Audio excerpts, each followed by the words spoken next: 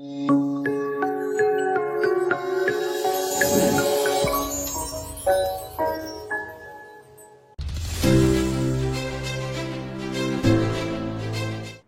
కేతివాలా dialogue Telugu edition number 6 కి మీ అందరికి స్వాగతం. నమస్తే గోవర్ధన్ రావు గారు. నమస్తే సార్. నమస్తే. స్వాగతం. గోవర్ధన్ రావు గారు from Texas, Dallas. Hi sir, good evening. Good evening sir. నమస్తే భుజంగరావు సార్. నమస్కారం అండి. అందరికీ నమస్కారం.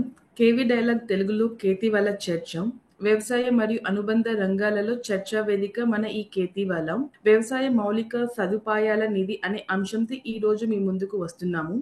వ్యవసాయం ప్రపంచవ్యాప్తంగా ఆర్థిక వ్యవస్థలను వెన్నుముకగా కొనసాగుతున్న కాలంలో వ్యవసాయ ఉత్పాదకత మరియు స్థిరత్వాన్ని పెంపొందించడం గతంలో కంటే చాలా కీలకమైనది. వ్యవసాయ మౌలిక సదుపాయాల నిధి అనగా అగ్రికల్చర్ ఇన్ఫ్రాస్ట్రక్చర్ ఫండ్ అందించే అవకాశాలను ఈ రోజు మన వ్యక్తి శ్రీ భుజంగరావు గారు వివరిస్తారు. వ్యవసాయ పద్ధతులలో విప్లవాత్మక మార్పులు, రైతులకు మద్దతుగా మరియు అట్టడుగున స్థాయిలో వ్యవసాయ మౌలిక సదుపాయాలను బలోపేతం చేయడానికి ఈ రోజు మన కేతివాలా చర్చ ముఖ్య అంశమైనది. మన అనుసంధానకర్తగా డాక్టర్ ఏటి కిషోర్ గారు ఎప్పటిలాగే ఈ కార్యక్రమం నిర్వహించి ప్రశ్నలు మరియు సమాధానాలతో ప్రేక్షకులకు అనుసంధానం అయ్యేలా చూస్తారు. డాక్టర్ ఏటి కిషోర్ సార్ ఈ సెషన్ ఇప్పుడు ప్రారంభిస్తారు. Thank you Niharika. Presentation slide of introduction. ఈ రోజు మన చర్చనీయాంశము నిహారిక చెప్పినట్లు అగ్రికల్చర్ ఇన్ఫ్రాస్ట్రక్చర్ ఫండ్ గురించి ప్రధాన వక్త ఎం భుజంగరావు గారు మన దగ్గర ఉన్నారు. ఆయన తెలంగాణ స్టేట్ నోడల్ ఆఫీసర్ గా ఉంటూ ఆయన సేవలను అందించారు. ఇప్పుడు నేను కొద్ది నిమిషాల్లో కేతివాలా అంటే ఏమిటి అనేది మీకు పరిచయం చేసి ప్రధాన వక్తని మీకు ప్రధాన వక్తకి మధ్యలో గ్యాప్ లేకుండా ప్రయత్నిస్తాను. సో కేతివాలా అంటే అది ఒక Haldari technologies private limited company founder K Lakshman brain child అది. దాని ద్వారా ఫార్మింగ్ కమ్యూనిటీతో ఎక్కువగా ఇంట్రెస్ట్ ఉన్నటువంటి వాళ్ళని కనెక్ట్ చేయడానికి దోహదం చేస్తుంది. ఈ కార్యక్రమాలు మనము కేతివాలా డైలాగ్స్ అని చెప్పి దాదాపు మనము 20 డైలాగ్స్ కండక్ట్ చేసాము ఆల్రెడీ. మీకు ఇప్పుడు కనిపించేటువంటి స్లైడ్ లో ఒక మొబైల్ యాప్ మీరు డౌన్లోడ్ చేసుకోవచ్చు. కేతివాలా అనేది జస్ట్ 1 మినిట్ కంటే ఎక్కువ టైం పట్టదు. దాంట్లో మీకు ఫార్మర్స్ ఎవరెవరు ఉన్నారు, నివేశక్స్ ఎవరు, మేము చేసే కార్యక్రమాలన్నీ కూడా ఒకే ప్లేస్ లో మీకు వన్ స్టాప్ షాప్ లాగా మీకు కనిపిస్తాయి. దాని ద్వారా మీకు అన్ని విషయాలు ఈజీగా తెలుసుకోవచ్చు. ఈ రోజుల్లో mobile phones India is highly digitised country. So మీకు అది చాలా యూస్ఫుల్ గా ఉంటుంది అనమాట. ఇందులో మేము ఒక 8 ప్రక్రియల ద్వారా ప్రధానంగా మీకు కేతివాలా యొక్క కార్యక్రమాలన్నీ కూడా మేము ముందుకు తీసుకొస్తున్నాము. ఒక్కొక్క విషయం గురించి నెక్స్ట్ స్లైడ్ లో ఇంకా వివరంగా ఉంటాయి. ముఖ్యంగా ఇది ఫర్ ఎగ్జాంపుల్ కేతి కళ్యాణ్ మూడోది. అదేంటంటే రైతులకు కావాల్సిన పెట్టుబడి భాగస్వామ్య పద్ధతిలో సమకూర్చడం. అంటే పట్టణాల్లో నగరాల్లో ఉన్న విద్యావంతులు, వ్యాపారవేత్తలు వాళ్ళు వివిధ రంగాల్లో ఉన్నప్పుడు వాళ్ళకి రైతులకి భాగస్వామ్యం చేసి రైతులతో పంటలు పండించాలని వాళ్ళకు ఇంట్రెస్ట్ ఉంటుంది. దానికి మేము దోహదం చేస్తాం అన్నమాట. ఇప్పుడు రైతు మీద ఉన్నటువంటి రుణ భారాన్ని ఒత్తిడి లేకుండా చేయడానికి కూడా ఇది చాలా హెల్ప్ఫుల్ గా ఉంటుంది అనమాట. తర్వాత కేతి కేంద్ర సెకండ్ది. అదేంటంటే ప్రతి మండలంలో ఒక కేంద్రం ద్వారా రైతుకి అవసరం అయిన పెట్టుబడి, విత్తనాలు, యంత్రాలు, ఎరువులు, పురుగుల మందులు, ఆధునిక యంత్రాలు, డ్రోన్స్ లాంటివి కూడా వీటన్నిటిని అందరికి సమకూర్చడం. తర్వాత రైతులు పంటలు పండించడానికి అవసరమైన రక్షణ, పోషణ, సమతుల్యత పాటించడానికి నిపుణుల పర్యవేక్షణలో మేము వాళ్ళకి జ్ఞానాన్ని అందించి 16 రకాలుగా వరకు ఒకే గొడుగు కింద అన్ని అవకాశాలని మేము ఇస్తున్నాం అనమాట కేతి కేంద్రాల్లో. కేతి కార్నర్ అనేది ఫస్ట్ లో ఉంది చూడండి. అదేంటంటే ఒక 5 కిలోమీటర్ దూరంలో ఎవరికైతే ఏమైనా కావాల్సినటువంటి సరుకులు ఇంటికి సరఫరా చేయబడటం. ఈ విధంగా రైతుల్ని తన పంటలను సరిగ్గా కరెక్ట్ గా తను చేసే కార్యకలాపాలకు ఏమి అంతరాయం లేకుండా మేము దోహదం చేస్తామన్నమాట. తర్వాత కేతి సమ్మిట్ అనేది ఉంది రైట్ సైడ్ లో. ఈ కేతి సమ్మిట్ అనేది ఏంటంటే ఆ సమ్మిట్ ద్వారా వ్యవసాయం అనుబంధ అనుబంధ రంగాల్లో అంతర్జాతీయ ప్రదర్శనలు ఏర్పాటు చేసి వాళ్ళ ద్వారా రైతులకి ఆధునిక వ్యవసాయ పద్ధతుల విషయాలన్నీ తీసుకొస్తారు. తర్వాత పురస్కార్ అనేటువంటిది అదేంటంటే రైతులకు ఎవరైతే మంచి దోహదం చేస్తున్నారో, వాళ్లకు రైతుల గురించి ఎవరైతే ఎక్కువ కష్టపడి ఇన్నోవేషన్స్ ముందుకు తీసుకొస్తున్నారో వాళ్ళని గుర్తించడానికి ఒక పురస్కారం అన్నమాట.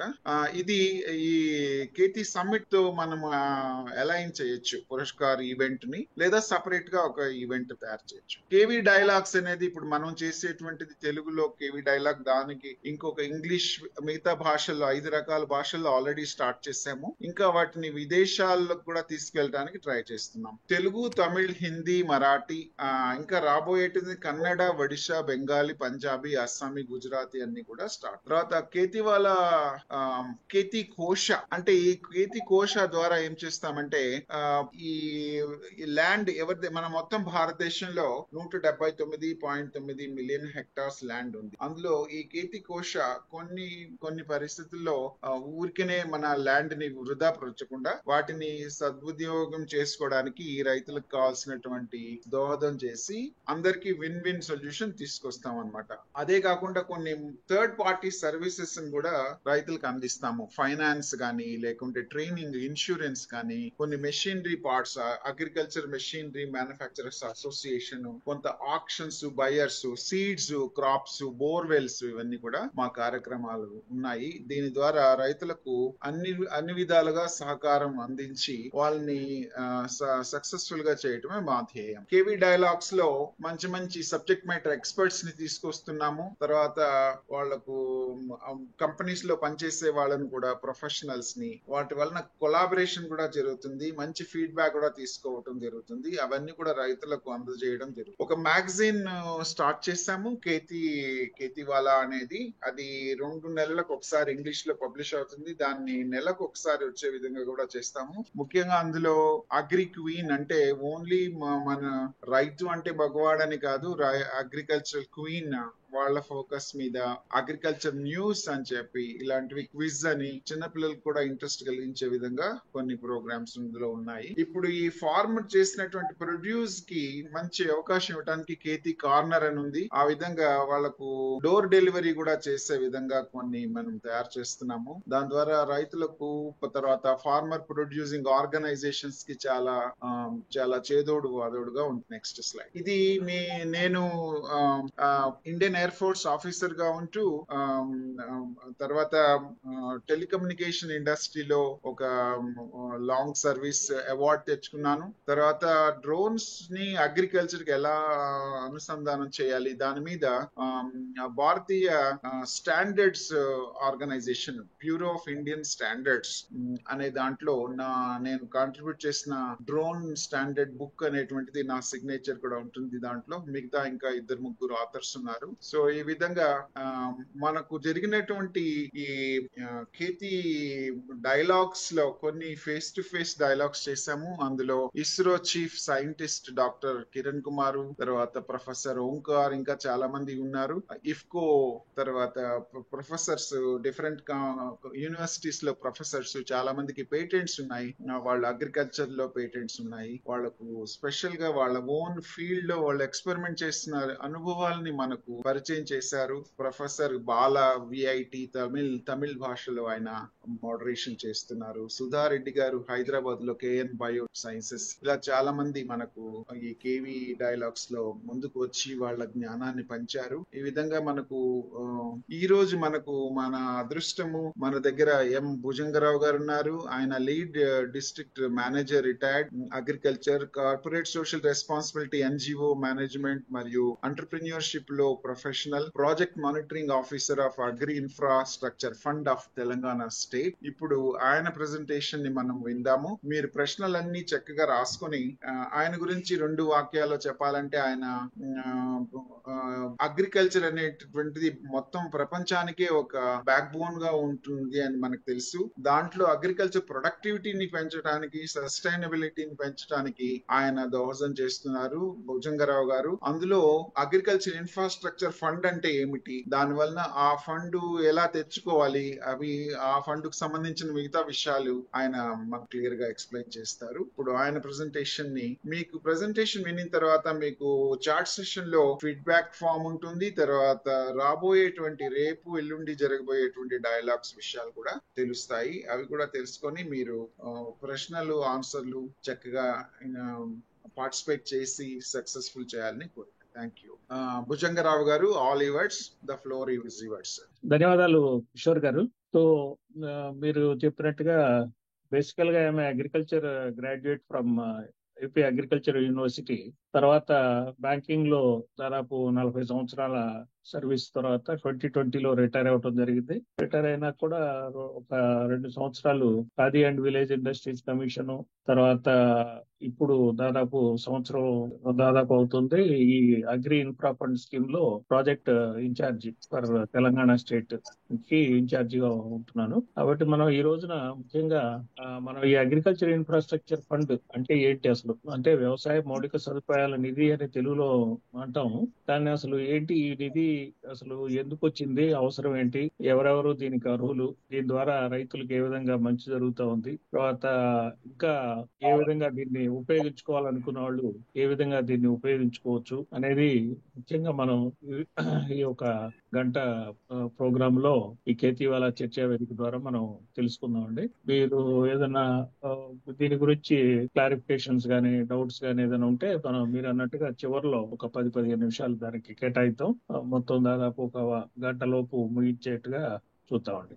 సో ఇది ఈ అగ్రికల్చర్ ఇన్ఫ్రాస్ట్రక్చర్ ఫండ్ అంటే మనం మీరు తెలుగులో అనువాదం చేసుకుంటే మౌలిక సదుపాయాల నిధి. మౌలిక సదుపాయాలు అంటే మనకు అందరికి తెలుసు, గవర్నమెంట్ వాళ్ళు రోడ్స్, బిల్డింగ్స్ ముఖ్యంగా కడతా ఉంటారు. దాన్ని ఎక్కువగా మనం ఇన్ఫ్రాస్ట్రక్చర్ కింద మనం చెప్పుకుంటూ ఉంటాం.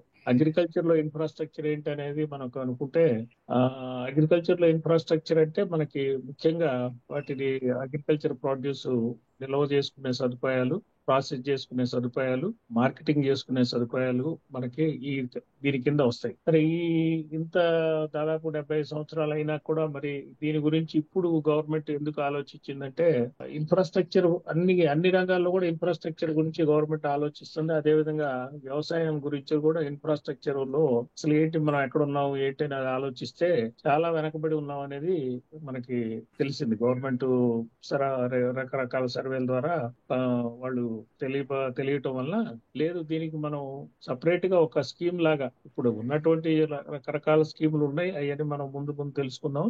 అది కాకుండా దీనికి ఒక రకమైనటువంటి పుష్ ఇచ్చేట్టుగా ఒక స్కీము ఒక 5 సంవత్సరాల పాటు ఒక స్కీమ్ రన్ చేయాలనే ఉద్దేశంతో, అండ్ దానికి ఇంకా ఇప్పుడు ఉన్నటువంటి సదుపాయాలు కాకుండా ఎక్స్ట్రా సదుపాయాలు అంటే వాటికి కావాల్సినటువంటి కన్సెషన్స్ కూడా ఇచ్చి దీన్ని ఒక కార్యక్రమం కింద చేపట్టి ఒక 5 సంవత్సరాల్లో దీనికి గవర్నమెంట్ ముందుకు తీసుకెళ్లాలనే ఉద్దేశంతో వ్యవసాయ మౌలిక సదుపాయాల నిధి అనే కార్యక్రమం చేపట్టడం జరిగింది. సరే, ముఖ్యంగా ఇది ఏమేమి గ్యాప్స్ ఉన్నాయి, గవర్నమెంట్ ఏమి గ్యాప్స్ ఐడెంటిఫై చేసింది ఈ కార్యక్రమం చేపట్టడానికంటే, మనందరికి తెలిసిందే రైతులకి గిట్టుబాటు ధర రావట్లేదు అనేది అందరికీ తెలిసిన విషయం. ఓ రకంగా ఎంతో కష్టపడి పండించి ఒడిదుడుకు తట్టుకొని పండిస్తే తీరా తీసుకెళ్లేటప్పటికి అందరూ ఒకేసారి మార్కెట్ తీసుకెళ్లేటప్పటికి ఆ డౌన్ రేటు దాదాపు 20-30% డౌన్ అవుతూ ఉంటది. ఆ టైంలో ఇక వేరే ఆల్టర్నేటివ్ లేక అమ్మటే రైతు ఉన్న రేటుకి తెగనమ్ముకొని బయటికి రావాల్సిన ఇప్పుడున్న పరిస్థితి. సరే, దీని నుంచి కాపాడాలంటే గవర్నమెంట్ ఏమేమి గ్యాప్స్ అని ఐడెంటిఫై చేసిందంటే, ఒకటి మీకు తెలుసు, రైతు నిల్వ చేసుకునే సదుపాయాలు లేకపోవటం వల్ల ఒకవేళ కొంతమంది రైతులు ఏదో ఉన్న ఫెసిలిటీస్ వాడుకొని నిల్వ చేసుకున్నా కూడా అవి పోస్ట్ హార్వెస్ట్ లాస్ దానివల్ల ఏంటంటే పురుగు పట్టడము, లేకపోతే మాయిశ్చర్ వలన కొంత చెడిపోవటము, ఇవన్నీ కూడా జరగటం వల్ల పోస్ట్ హార్వెస్ట్ లాసెస్ అంటారు దీన్ని. ఆ పోస్ట్ హార్వెస్ట్ లాసెస్ రైతు ఉన్న ఫెసిలిటీస్ వాడుకుంటే సైంటిఫిక్ గా లేకపోవడం వల్ల చాలా వరకు లాస్ అవుతుంది. రోడెంట్ వల్ల కానీ, అంటే ఎలుకల వల్ల కానీ, వీటి వల్ల కానీ. ఇంకోటి ఏంటంటే ఇంటర్మీడియరీస్, ఇప్పుడున్న లో ఏంటంటే చాలా మంది ఇంటర్మీడియరీస్ రైతు నుంచి ఇప్పుడు మనం చూసుకుంటే ఐకేపీ కేంద్రాల దగ్గర నుంచి మొదలు పెట్టుకుంటే మళ్ళీ మనకి వెనక్కి వచ్చేటప్పటికి సూపర్ మార్కెట్ ఈ మధ్యలో దాదాపు 4-5 చేతులు మారుతా ఉంటాయి. 4-5 మధ్య దళారీలు అనుకోండి, ఆ పేరు మనం దళారీలు అంటాం. ఇంటర్మీడియరీస్ ఇంగ్లీష్ లో అంటే ఇంటర్మీడియరీస్ 4-5 చేతులు మారిగానే మళ్ళీ మనకు వస్తుంది. ఈ ప్రాసెస్ లో ఏమవుతుందంటే ప్రతి చోట ఎవరు మినిమం ప్రాఫిట్ వేసుకున్నా సరే అది చాలా మధ్యవర్తులు వాళ్ళు తీసుకునే ప్రాఫిట్ చాలా ఎక్కువ అవటం, రైతులకి మిగిలేదేమో తక్కువ అవటం జరుగుతూ ఉంది అనమాట. ఇప్పుడు కిషోర్ గారు అన్నట్టుగానే మనకి మధ్యలో ఇంటర్మీడియరీస్ ఎంత తక్కువ అయితే అంత రైతుకి గిట్టుబాటు ధర కలుగుతుంది అనేది గవర్నమెంట్ ఉద్దేశం, అది యథార్థం కూడా. తర్వాత టెక్నాలజీ చూసేటైతే ఇప్పుడు అన్ని రంగాల్లో కూడా మనం ముందుకు పోయాం. రైతులు ఫోన్లు వాడుతున్నారు కానీ వ్యవసాయంలో వచ్చేటప్పుడు మాత్రం టెక్నాలజీ వాడటం ఇంకా అనుకున్న ఇప్పుడు ఉన్న ట్రెండ్ తగ్గట్టుగా వ్యవసాయంలో మనం వాడలేదు. ఒకసారమ్మా, సో టెక్నాలజీ అనేది కూడా చాలా లో టెక్నాలజీ. మన వ్యవసాయంలో వాడేది మా అయితే ఏదో ట్రిప్ వరకు వాడుతున్నాము, అదే మనం హై టెక్నాలజీ అనుకుంటాం. ఆ తర్వాత చాలా టెక్నాలజీ వచ్చింది కానీ బట్ అది రైతు లెవెల్ కి రాలేదు. అదే ఒకటి ముఖ్యం. తర్వాత ఇన్ఫ్రాస్ట్రక్చర్ గ్యాప్. మనం అనుకున్నట్టుగా ఇన్ఫ్రాస్ట్రక్చర్ ఫెసిలిటీస్ ఉన్నాయి కానీ అవి ఎక్కడో జిల్లా లెవెల్లోనో లేకపోతే స్టేట్ క్యాపిటల్స్ లోనో లేకపోతే పెద్ద మార్కెట్ దగ్గర ఉన్నాయి కానీ రైతు లెవెల్లో గ్రామ స్థాయిలో లేవు అనమాట. సో ఇది కాకుండా ఇంకా మనం చూసేటైతే బ్యాంకింగ్ వ్యవస్థ దాదాపు ఇప్పుడు నేషనలైజ్ అయ్యి 69 తర్వాత నేషనలైజ్ అయినప్పటికీ కూడా ఇన్ని సంవత్సరాల్లో కూడా వ్యవసాయ రంగంలో ఇన్ని కోట్ల పెట్టుబడి పెడుతున్నారు, లోన్లు ఇస్తున్నారు కానీ but long term institutional finance, long term lending అంటే ఈ ఏదైనా ఎసెట్ క్రియేషన్ కి జరగట్లేదు. కేవలం క్రాప్ లోను, గోల్డ్ లోను ఇది మాత్రమే బ్యాంకులు ఫోకస్ చేసినాయి కానీ ఎసెట్ క్రియేషన్ అంటే మనం గోడౌన్స్ కానీ ప్రాసెసింగ్ కి ఇచ్చేది చాలా తక్కువ అనమాట. అందువల్ల ఈ 4-5 ముఖ్యమైన గ్యాప్స్ ఐడెంటిఫై చేసి దీనికి ఏదో ఒక ప్రోగ్రామ్ లాంటివి తీసుకురావాలని, అది అప్పుడు మనకి 9th August 2020 నెక్స్ట్ స్లైడ్ అమ్మా. 9th August 2020 prime minister inaugurate చేశారు ఈ అగ్రికల్చర్ ఇన్ఫ్రాస్ట్రక్చర్ ఫండ్ అనే స్కీమ్ ని. ఇది అక్కడ నుంచి దాదాపు March 26 దాకా అంటే 6 సంవత్సరాల కాలం ఈ కార్యక్రమాన్ని చేపట్టాలనే ఉద్దేశంతో ఇనాగరేట్ చేయడం జరిగింది అనమాట. Next slide. సరే, ఇది ఏంటి అసలు? ఈ స్కీము ఆల్ ఇండియా లెవెల్లో ఉందా లేకపోతే మన ఓన్లీ తెలంగాణకైనా లేకపోతే ఏంటి అనేది మనందరికి డౌట్ రావచ్చు. ఇది ఏమందో నేను తెలంగాణ ఇన్ఛార్జ్ అయినప్పటికీ కూడా ఇది మొత్తం all India level scheme. All India launch చేసింది కూడా ఆల్ ఇండియా లెవెల్లో బోత్ కేంద్ర పాలిత ప్రాంతాలు, రాష్ట్రాలు అన్ని కలిపి 1,00,000 కోట్ల ఇన్వెస్ట్మెంట్ అంటే బ్యాంకింగ్ ఫెసిలిటీ.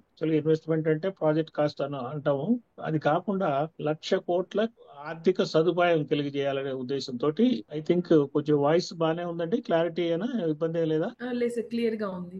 ఓకే.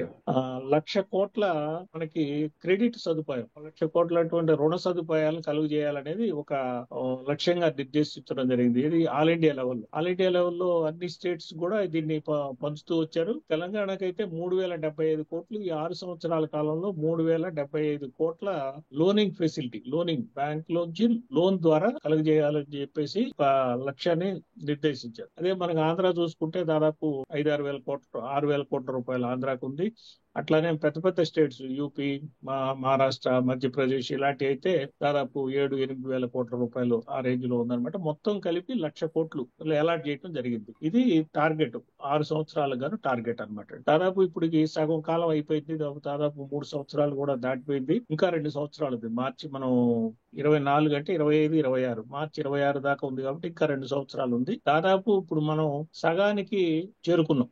అంటే 1,00,000 కోట్లకు గాను దాదాపు ఒక 45,000 కోట్ల దాకా కూడా మనం ఇప్పుడు చేరామన్నమాట. అంటే ఇంకా సగం చేరాల్సి ఉంది. ఈ లక్ష్యం మనం చేరుకోవాల్సిన లక్ష్యం ఉందన్నమాట. ఇది ఈ ఫండ్ ఉద్దేశం, ఈ క్వాంటమ్ అసలు ఏంటి టార్గెట్ అనేది చూద్దాం. తర్వాత నెక్స్ట్ స్లైడ్ అమ్మా. అసలు ఈ స్కీమ్ ద్వారా ఏంటి సదుపాయాలు? మనం ముందు అనుకున్నట్టుగానే రకరకాల స్కీములు ఇప్పటికే ఉన్నాయి. ఇప్పుడు గోడౌన్స్ కట్టుకోవాలంటే ఒక స్కీమ్ ఉంది, రైస్ మిల్ కట్టుకోవడానికి బ్యాంకింగ్ లో స్కీమ్స్ ఉన్నాయి, తర్వాత జిన్నింగ్ మిల్ కానీ స్కీములు ఉన్నాయి. అలా విధంగా రకరకాల స్కీములు ఉన్నాయి కానీ వాటికి కొన్ని అయితే సబ్సిడీలు కూడా ఉన్నాయి, కొన్ని స్టేట్ సబ్సిడీ సబ్సిడీస్, కొన్ని సెంట్రల్ సబ్సిడీస్ ఉన్నాయి. బట్ అది కాకుండా ఏం చేసిందంటే సెంట్రల్ గవర్నమెంట్ ఒక పాలసీ ద్వారా, అంటే ఈ స్కీమ్ ద్వారా ఏం చెప్పిందంటే కొన్ని సదుపాయాలు, ఎక్స్ట్రా సదుపాయాలు, టాప్అప్ అనుకోండి, ఈ ఉన్న సదుపాయాలు కాను ఇది ఎక్స్ట్రా టాప్అప్ సదుపాయం లాంటివి అనమాట. అది ఏం చేసిందంటే బ్యాంకు అంతకుముందు ఏం చేశారు, రకరకాల వడ్డీ రేట్లు దాదాపు 10% నుంచి 12% దాకా కూడా ఉండేవి.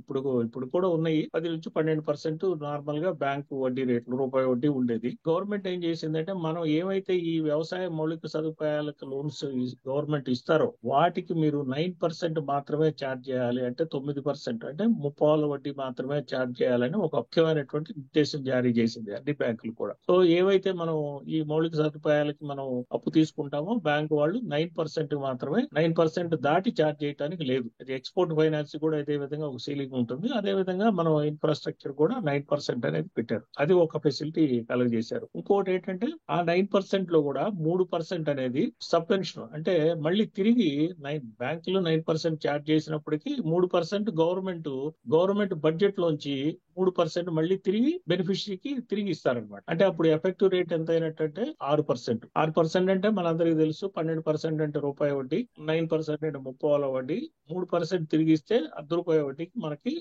ఈ స్కీమ్ కింద మనం బ్యాంకుల ద్వారా లోన్ పొంది మనం ఈ ఫెసిలిటీస్ అన్ని మనం క్రియేట్ చేయొచ్చు అనమాట. వ్యవసాయానికి సంబంధించినటువంటి ఈ ఫెసిలిటీస్ లో మనం క్రియేట్ చేయడానికి గాను ఈ విధంగా ₹1 వడ్డీకి మన బ్యాంకు నుంచి లోన్ వస్తుంది. అది ఒకటి. అంతకు ముందు మనందరికీ తెలుసు, ఏదన్నా లోన్ అడిగితే బ్యాంకులన్నీ కూడా ఇమీడియట్ గా అడిగేది ఏంటంటే మీరు ఏం సెక్యూరిటీ ఇస్తారు అనేది ఇమీడియట్ క్వశ్చన్. మీరు ఏదైనా బ్యాంక్ వెళ్ళగానే నెక్స్ట్ క్వశ్చన్ వచ్చేది ఏం సెక్యూరిటీ ఇస్తారు. ఆ సెక్యూరిటీ కూడా ఏంటి, హౌస్ సెక్యూరిటీయో, కమర్షియల్ ప్రాపర్టీయో, లేకపోతే ఈవెన్ అప్రూవ్డ్ లేఅవుట్ ప్లాట్ తప్పితే కూడా తీసుకోరు. మామూలు అన్అప్రూవ్డ్ లేఅవుట్ ప్లాట్లు కూడా మనం సెక్యూరిటీగా తీసుకోరు బ్యాంకు. ఇప్పుడు మనకి కొలేటరల్ సెక్యూరిటీ అనేది 2 కోట్ల వరకు మీరు ఏమి కొలేటరల్ సెక్యూరిటీ తీసుకోవాల్సిన పని లేదు అనేది ఈ స్కీమ్ ద్వారా గవర్నమెంట్ నిర్దేశించింది బ్యాంకులకు. అంటే కొలేటరల్ సెక్యూరిటీ అంటే ప్రైమరీ సెక్యూరిటీ అయితే ఉంటుంది. ప్రైమరీ సెక్యూరిటీ ఏంటంటే మనకి ఎక్కడైతే గోడౌన్ కడతామో, ఎక్కడైతే మనం ఏదైనా మిల్లు కడతామో ఆ మిల్లు తాలూకు ప్రాపర్టీ మాత్రం కంపల్సరీగా మనం బ్యాంకుకి తనఖా పెట్టాల్సిందే. దాన్ని ప్రైమరీ సెక్యూరిటీ అంటారు. ఏదైతే మనం అది కాక ఎక్స్ట్రా సెక్యూరిటీ తీసుకుంటామో దాన్ని కొలేటరల్ సెక్యూరిటీ అంటారు. ఇప్పుడు ఈ స్కీమ్ ద్వారా ఏం చేసిందంటే గవర్నమెంట్ 2 కోట్ల లోపు ఉండేటువంటి ఏ విధమైనటువంటి లోన్స్, ఈ స్పెసిఫిక్ పర్పస్ గా మనం తీసుకున్నటువంటి లోన్స్ కి 2 కోట్ల వరకు మీరు ఏమి కొలేటరల్ సెక్యూరిటీ అడగకూడదు అనేది ఒక నిర్దేశం చేయడం జరిగింది అనమాట. సో ఇప్పుడు మనకి ఉన్న ఫెసిలిటీస్ అన్ని మనకు వచ్చినాయి. ఒకటేమో ₹1 వడ్డీకి లోన్ వస్తుంది, రెండేమో కొలేటరల్ సెక్యూరిటీ అవసరం లేదు, మూడోది ఏంటంటే మరి కొలేటరల్ సెక్యూరిటీ అవసరం లేకపోతే బ్యాంకులు ఇమీడియట్ గా వాళ్ళకి మరి భయం ఉంటుంది కదా, మరి మాకు ఏదన్నా రేపు అయితే అని చెప్పి దానికి ఏం చేశారంటే గవర్నమెంట్ వాళ్ళు 2 కోట్ల వరకు కూడా CGTMSE అనేది ఒక scheme, credit guarantee for micro and small enterprises అనేది క్రెడిట్ గ్యారంటీ. బ్యాంకుకి గవర్నమెంటే మేము గ్యారంటీ ఇస్తాము అనేది అది ఆల్రెడీ ఉంది. మా ఇండస్ట్రీ సెక్టర్ కు ఉంది, అగ్రికల్చర్ కి లేదు. ఇప్పుడు కొత్తగా అగ్రికల్చర్ కూడా 2 కోట్ల వరకు తీసుకొచ్చారు. ఇప్పుడైతే ఇండస్ట్రీస్ 5 కోట్ల వరకు పెరిగింది. ఇక ప్రస్తుతానికి అగ్రికల్చర్ మాత్రం 2 కోట్ల వరకే ప్రస్తుతానికి అది ఆ పాత గైడ్ లైన్స్ ప్రకారం ఫాలో అవుతున్నారు. అది కూడా పెరిగే అవకాశం కూడా ఉందన్నమాట. సో ఇది మూడోది ఏంటంటే government guarantee to the banks up to 2 crores, అంటే 2 కోట్ల వరకు గవర్నమెంట్ గ్యారంటీ ఇవ్వడం జరుగుతుంది. ఇది కాకుండా ఆల్రెడీ ఏవైతే state government subsidy schemes, central government subsidy schemes ఏవైతే ఉన్నాయో, పర్టికులర్ గా ఫర్ ఎగ్జాంపుల్ గోడౌన్స్ గానీ, కోల్డ్ స్టోరేజ్ గానీ, రైస్ మిల్స్ గానీ, లేకపోతే మన జిన్నింగ్ మిల్స్, ఇలాంటి వాటికి ఏదైతే ఉన్నాయో అవి కంటిన్యూ అవుతాయి యాజ్ ఇట్ ఈజ్ గా. సో అది ఆ బెనిఫిట్ ప్లస్ ఇప్పుడు మనం అనుకున్నటువంటి మూడు బెనిఫిట్స్ అన్నమాట. ఇవన్నీ కూడా బెనిఫిట్స్ కింద మనం అనుకోవచ్చు. ఈ 3 బెనిఫిట్స్ కూడా మనం ఈ కార్యక్రమం కింద ఇవ్వటం జరిగింది. ఇది ముఖ్యంగా ఈ కార్యక్రమంలో ఈ స్కీమ్ ద్వారా గవర్నమెంట్ మనకి ఇచ్చినటువంటి సదుపాయాలు. సరే, ఇప్పుడు మనకి ముఖ్యంగా మనం అనుకుంటున్నాం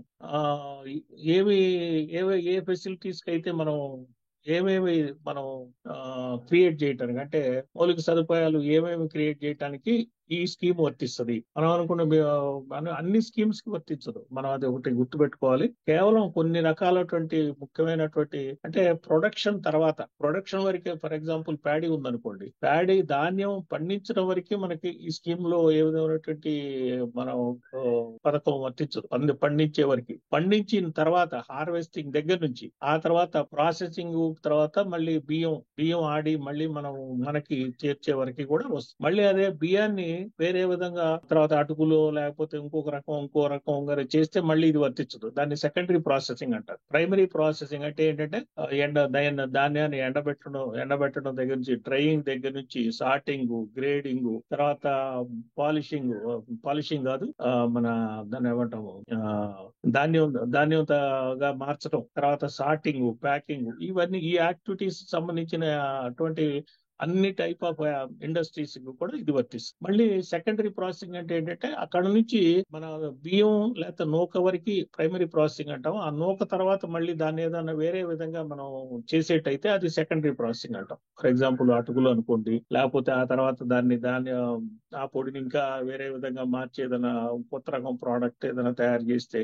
ఫోర్టిఫైడ్ రైస్ అన్నాం అనుకోండి, ఫోర్టిఫైడ్ రైస్ అని కూడా ఇప్పుడు ఇందులో రాదు. సెకండరీ ప్రాసెసింగ్ అనేది అది దీని కింద రాదు. అదేంటంటే సెకండరీ ప్రాసెసింగ్ అనేది మళ్ళీ వేరే టైప్ ఆఫ్ ఫుడ్ ప్రాసెసింగ్ కింద వెళ్ళిపోతుంది అనమాట. అందువల్ల దాన్ని మాత్రం ఇందులోకి తీసుకురాలేదు. ఎందుకు ఇందులో మనం ఈ ప్రైమరీ ప్రాసెసింగ్ వరకే తీసుకోవటం, ఎందుకంటే ఇది రైతుల లెవెల్లోనే జరిగేటువంటి అవకాశం ఉంది ప్రైమరీ ప్రాసెసింగ్. దానివల్ల రైతులకు బెనిఫిట్ జరుగుతుంది. సెకండరీ ప్రాసెసింగ్ అనేది కూడా ఇండస్ట్రీ వేరే వాళ్ళ చేతిలోకి వెళ్ళిపోద్ది అనమాట సెకండరీ ప్రాసెసింగ్. అందువల్ల ఇది సెకండరీ ప్రాసెసింగ్ సంబంధించిన యాక్టివిటీస్ ఇందులోకి రావు. సో మనం ముఖ్యంగా చూస్తే ఏమేమి యాక్టివిటీస్ అనేది మనం ఒకసారి చూసుకుంటే, మెయిన్ గా ఏంటంటే స్టోరేజ్ కి సంబంధించిన యాక్టివిటీస్, స్టోరేజ్ ఇన్ఫ్రాస్ట్రక్చర్. స్టోరేజ్ అంటే ఏంటంటే వేర్ హౌస్, గోడౌన్స్, తర్వాత కోల్డ్ స్టోరేజ్, ఇలాంటివన్నీ కూడా wear house, silos.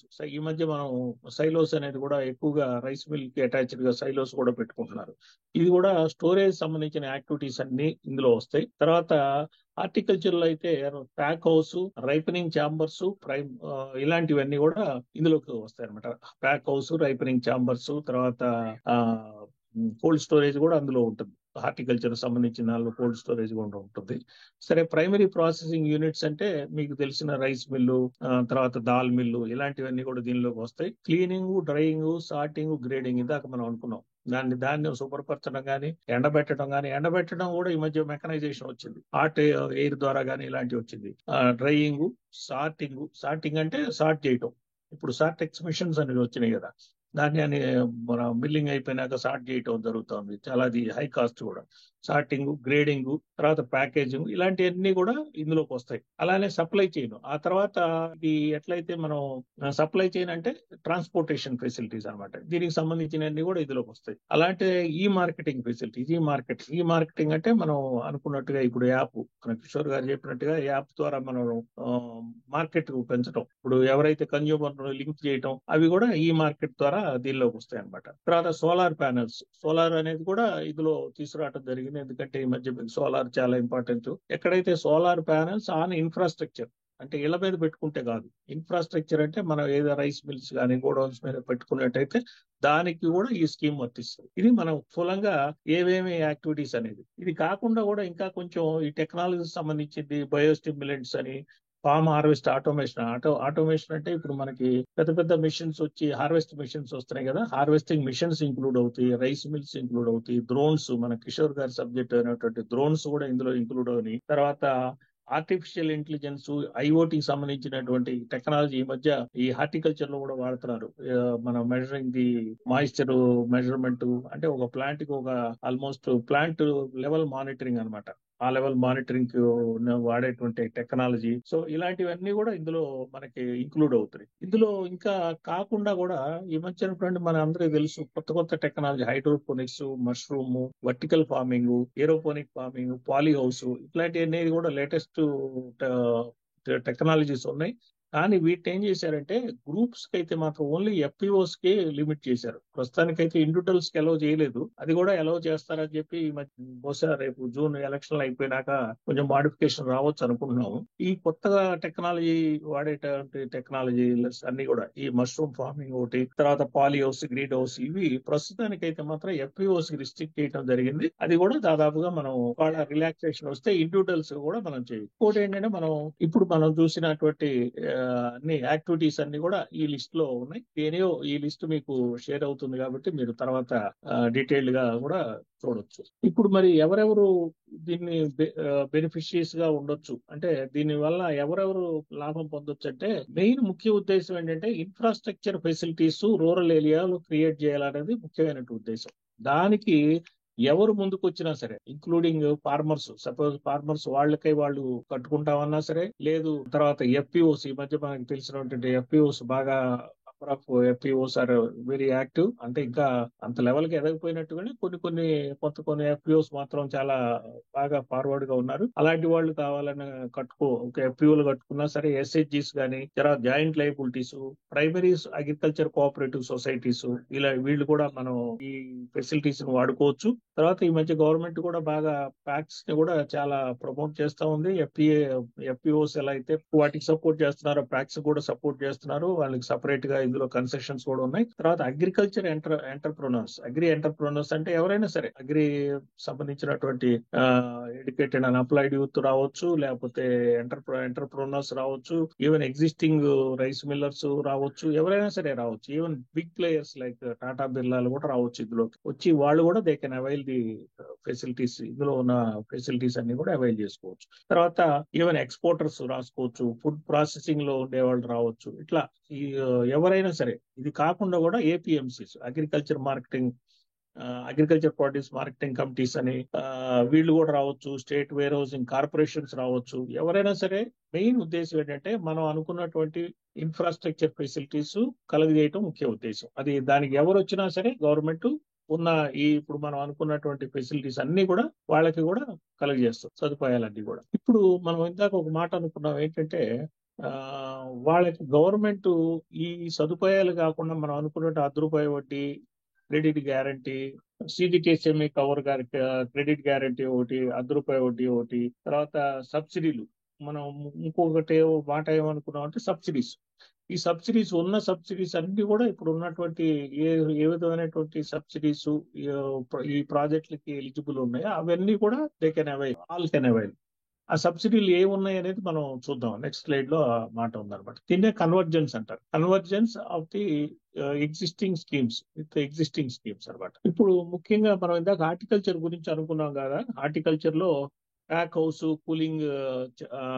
Cooling units, pack house, ripening chambers, reefer vans, ఇవన్నీ కూడా ఏంటంటే స్టేట్ అంటే horticulture department MIDH mission for integrated development of horticulture అనేది ఒక స్కీమ్ ఉంది. ఆ స్కీమ్ ద్వారా ప్రతి స్టేట్ లో కూడా వీటికి సబ్సిడీలు ఉన్నాయి. 25 to 35% సబ్సిడీలు ఉన్నాయి. వాటికి సంబంధించిన సబ్సిడీలు మనం అవైల్ చేసుకోవచ్చు. అంటే మనం ఏదైనా సపోజ్ ప్యాక్ హౌస్ కట్టాలనుకోండి, pack house subsidy state government ద్వారానే, బట్ సెంట్రల్ స్కీమే, బట్ స్టేట్ గవర్నమెంట్ ద్వారా ఇంప్లిమెంట్ అవుతుంటుంది. అలాంటివన్నీ కూడా మనం అవైల్ చేసుకోవచ్చు. ఇంకోటి ఈ మధ్య దాదాపు అది కూడా 2 ఏళ్ల క్రితం PMFME, prime minister formalisation of micro food enterprises అంటే చిన్న గ్రామాల్లో చిన్నటువంటి ఇప్పుడు కారపొడి, బియ్య పొడి, లేకపోతే ఇట్లాంటి చిన్న యూనిట్లు ఉంటాయి చేసుకున్నాడు. ఒక 50,000, 1,00,000, 2,00,000, 10 లక్షల లోపు, అట్లాంటి 10 లక్షలు ఇంకా పెద్దది కూడా పెట్టుకోవచ్చు. దానికి కూడా సబ్సిడీ ఉంది. అదేంటంటే 35%, మాక్సిమం సబ్సిడీ ఆఫ్ 10 lakhs అనమాట. అంటే 30 lakhs ప్రాజెక్ట్ పెట్టుకుంటే మనకి 10 lakhs సబ్సిడీ వస్తుంది.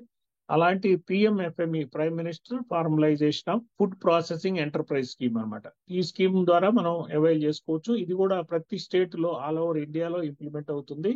మన ప్రతి స్టేట్ లో కూడా జిల్లా DIC, డిస్ట్రిక్ట్ ఇండస్ట్రీ సెంటర్ గానీ, లేకపోతే DRDA ద్వారా గానీ సంప్రదిస్తే మనకు వివరాలు దొరుకుతుంది అనమాట. ఇంతకు ముందు MIDH అంటే హార్టికల్చర్ డిపార్ట్మెంట్, ఇదేమో DIC ఇండస్ట్రీస్ డిపార్ట్మెంట్ ద్వారా మనం ఇంప్లిమెంట్ చేయడం జరుగుతుంది. తర్వాత అగ్రికల్చర్ మెకనైజేషన్ స్కీమ్ అనేది ఒకటి ఉంది, SMAM అని. అఫ్కోర్స్ తెలంగాణ అండ్ నాకు తెలిసి ఆంధ్రాలో కూడా లేనట్టుగానే ఉంది. పెద్దగా ఈ స్కీమ్ కి బడ్జెట్ ఇవ్వట్లేదు. సెంట్రల్ గవర్నమెంట్ స్కీమ్ అయినా సరే స్టేట్ 40% షేర్ అలాట్ చేయాలి. అది అలాట్ చేయకపోవడం వల్ల ఈ స్కీమ్ ఇంప్లిమెంట్ చేయట్లేదు. ఈ ముఖ్యంగా ఎందుకంటే ఇప్పుడు రైతులందరికీ రైతు బంధు ఆ స్కీమ్స్ అన్ని ఇస్తున్నాం కాబట్టి ఇక మిగతా స్కీమ్స్ అన్ని దాదాపుగా నిలిపేశారు. అందులో ఇది ఒకటి అగ్రికల్చర్ మెకనైజేషన్. అంతకుముందు మనకి పెద్ద హార్వెస్టర్లు వాటికి సబ్సిడీ ఇచ్చేవాళ్ళు. దానిలో ఏమైనా ఇంప్లిమెంట్స్ కూడా సబ్సిడీ ఉండేది. అది ఇప్పుడైతే జరగట్లేదు. ఈ స్కీము చాలా మిగతా స్టేట్ లో ఉంది, మన తెలుగు స్టేట్స్ లో మాత్రం లేదు. కానీ గోబర్ధన్ స్కీమ్ అనేది అది కూడా అక్కడ రేర్ గా వాడుకుంటారు. అది పెద్ద మనకు వర్తించే స్కీమ్. పిఎం కిసాన్ సంపద యోజన అని పిఎం కేఎస్వై అంటే ఫుడ్ ప్రాసెస్ సంబంధించిన స్కీమ్. ఇది పెద్ద ప్రాజెక్టు 3 కోట్ల పైన ఉండే ప్రాజెక్టులకి ఇది కూడా, దీనిలో కూడా 35% స్కీమ్. ఇది central government scheme. Once in a year దీనికి ఏంటంటే మనకి ఆ పోర్టల్ ద్వారా అప్లై చేసుకోవాలి. వన్స్ ఇన్ ఏ ఇయర్ ఒక 1 month ఓపెన్ అవుతుంది, అప్పుడు అప్లై చేసుకోవచ్చు. Food processing private food processing లేఅవుట్లు కూడా వేస్తుంటారు. దాన్ని ఏమంటారంటే ఫుడ్ ప్రాసెసింగ్ క్లస్టర్స్ అంటారు. వాటి డెవలప్మెంట్ కూడా ఇస్తారనమాట. ఆ క్లస్టర్ లో కూడా మనం కూడా యూనిట్ పెట్టుకుంటే మనకు కూడా సబ్సిడీ వస్తుంది. తర్వాత AMI agriculture marketing infrastructure scheme. ఇది పాత స్కీమ్, ఎప్పటి నుంచో. ఇది ఏంటంటే మన బండారు యోజన గ్రామీణ బండారు యోజన అనేది ఎప్పటి నుంచో నాబార్డ్ లో ఉండే స్కీమ్. ఇది అగ్రి మార్కెటింగ్ ఇన్ఫ్రాస్ట్రక్చర్ అన్నమాట. దీనికి ఏంటంటే స్టోరేజ్ కి, ప్రాసెసింగ్ కి, రెంట్ రైస్ మిల్ కానీ స్టోరేజ్ కానీ రెంట్ కి ఉంది. డీటెయిల్ గా మనం ముందు స్లైడ్ లో చూద్దాం. తర్వాత నెక్స్ట్ దానిలో integrated scheme for agriculture cooperation అని, ఇది ఎన్సిడిసిది. ఇది ఏంటంటే ప్యాక్స్ సంబంధించి ప్రైమరీ అగ్రికల్చర్ కోఆపరేటివ్ సంబంధించినటువంటి స్కీమ్ ఇది ముఖ్యంగా. సో సొసైటీస్ కూడా ఈ స్కీమ్ ద్వారా వాళ్ళు కూడా గోడౌన్స్, తర్వాత రైస్ మిల్స్ ఇవన్నీ పెట్టుకోవచ్చు. దీనికి వాళ్ళకైతే సపరేట్ గా ఇంకా రేట్ ఆఫ్ ఇంట్రెస్ట్ నాబార్డు ద్వారా ఇంకా కన్సెషన్ ఉంది. ఓన్లీ 1% వాళ్ళ గవర్నమెంట్ ఛార్జ్ చేస్తుంది ప్యాక్స్ ద్వారా.